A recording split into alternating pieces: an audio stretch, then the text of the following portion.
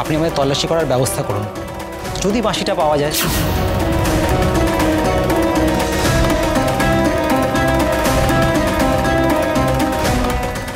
আর আমাদের মনে এতটুকু ভয় নেই, কারণ আমরা তো বাঁশিটা নিয়ে নিই। কর্তামশাই, আপনি নির্দ্বিধায় সার্চ করার অনুমতিটা দিন না। আমি বলছি, আমি সবার প্রথমে পুলিশের কাছে যাচ্ছি।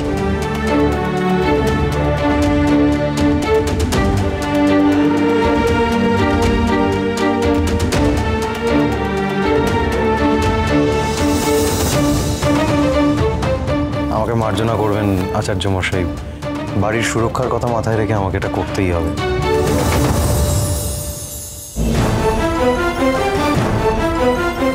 আপনি ওদিক থেকে দেখুন, আমি শুরু করছি।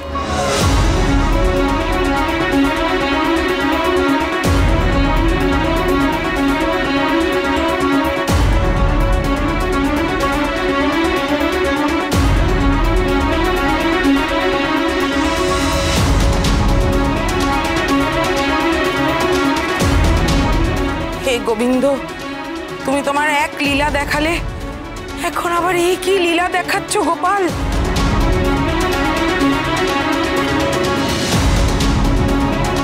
আর ধন্যবাদ।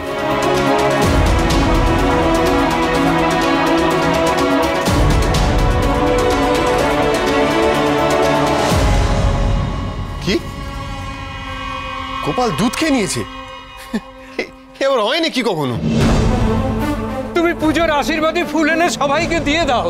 তোমার পুজোর আয়োজনে গোপাল এত খুশি হয়েছে যে দেখো, সে জাগ্রত হয়ে উঠেছে, দুধ খেয়ে নিচ্ছে। ছোটকা, হ্যাঁ কি শোন, এই পুরো ব্যাপারটা প্রি প্ল্যান নয় তো? মানে আমরা যখন সবাই ব্যস্ত ছিলাম দেখতে যে গোপাল দুধ খাচ্ছে, সেই সময় বাঁশিটা সরিয়ে দেওয়া হয়নি তো?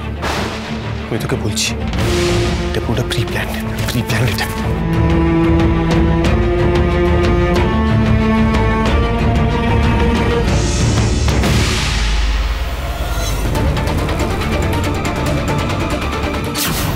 ঠিক যা ভেবেছিলাম তাই। উফ, অগ্নি আবার দুধের বাটিটা নিয়ে কি করছে? ওর ভেতরে তো পাথরটা আছে। ভগবান, কি হবে এখন? ধরা পড়ে যাব না তো? আমার একটা কথা বলার আছে।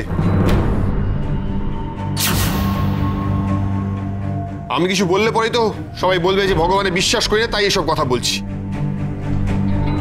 কিন্তু প্লিজ, গোপালের এই দুধ খাওয়ার ব্যাপারটা আমার মোটেই সুবিধা ঠেকছে না।